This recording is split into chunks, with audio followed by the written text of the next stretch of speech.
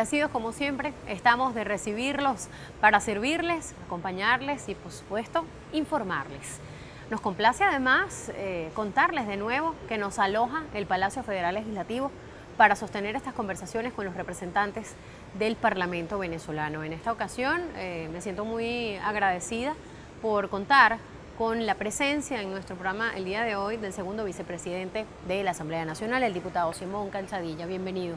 Muchísimas gracias, el agradecimiento es todo mío por darnos la oportunidad de expresarnos y llegarle a ese hermoso y querido pueblo oriental de nuestra patria. Nosotros teníamos muchos temas en la agenda que, por supuesto, tienen que ver con el seguimiento a la economía del país.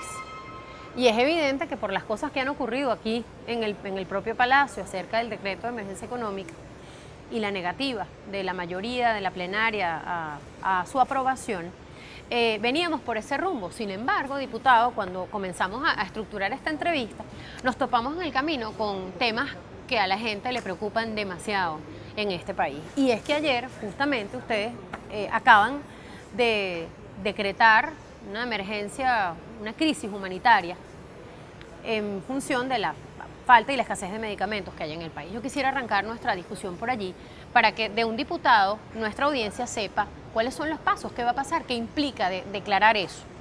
Bueno, mira, en primer lugar es una declaración para sensibilizar al país y a sus instituciones en la grave situación que está padeciendo el pueblo venezolano y que eso es expresión de la crisis económica que nos está afectando en aspectos demasiado relevantes para la vida del ser humano.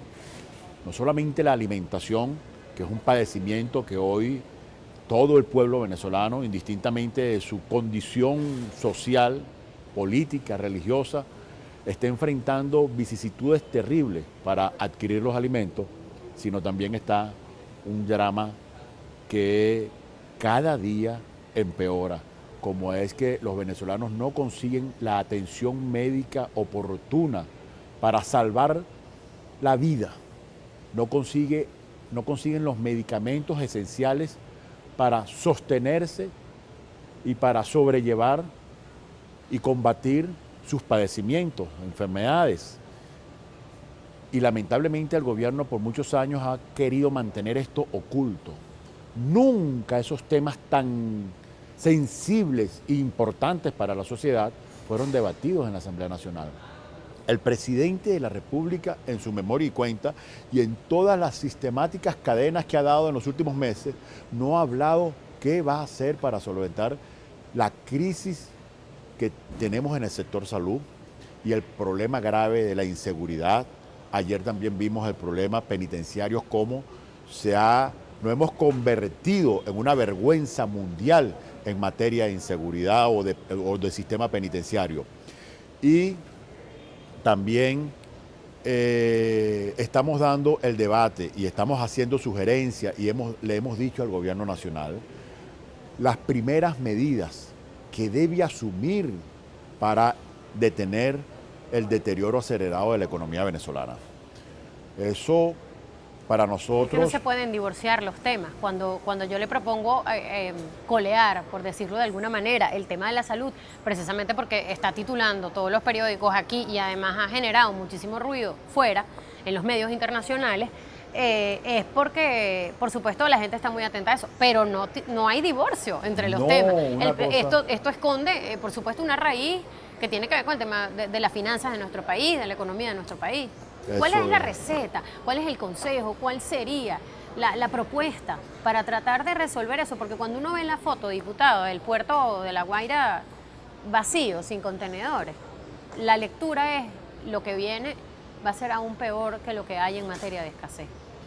Miren, analistas muy serios y gente vinculada al sector de la distribución de alimentos en nuestro país nos indican que dentro de 3 meses vamos a estar añorando el día de hoy. Imagínense lo grave de la situación. Y eso tiene que ver con alimentos, tiene que ver con medicamentos, tiene que ver con repuestos. El que viene a Caracas sabe que el tráfico ha disminuido. ¿Por qué?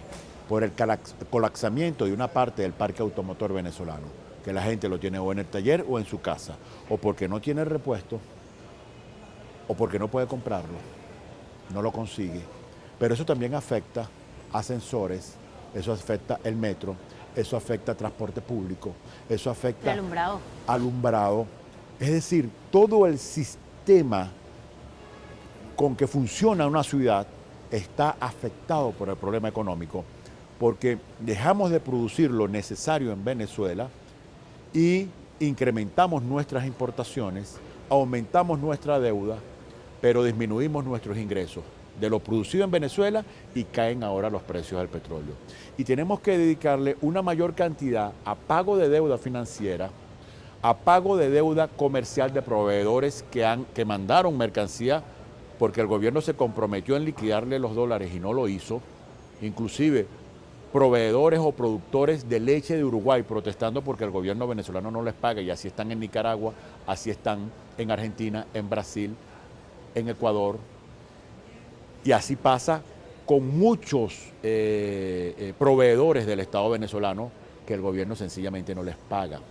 El gobierno no le ha dicho a los venezolanos qué va a hacer en los próximos días cuando le toque escoger entre comprar alimentos o pagar la deuda externa.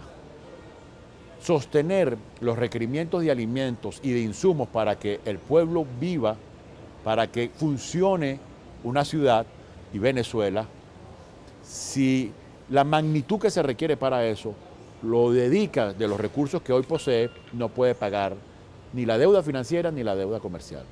Y el pueblo venezolano tiene que entender lo siguiente: si este gobierno deja de pagar un 5 o 10% de la deuda financiera en bonos que le debemos a mucha gente en el mundo, caerían sobre nosotros demandas que los recursos con que nos pagan el petróleo y nuestros buques que salen con petróleo de Venezuela hacia el mundo podrían ser confiscados.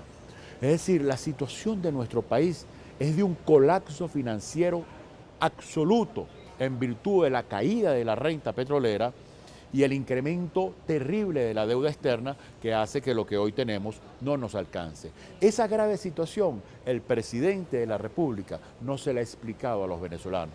Yo le agradezco profundamente esta reflexión, porque quizás esa es la gran pregunta que se hacen los venezolanos. ¿Qué nos espera? ¿Cuál es el diagnóstico real de los diputados que elegimos para saber entonces qué van a hacer?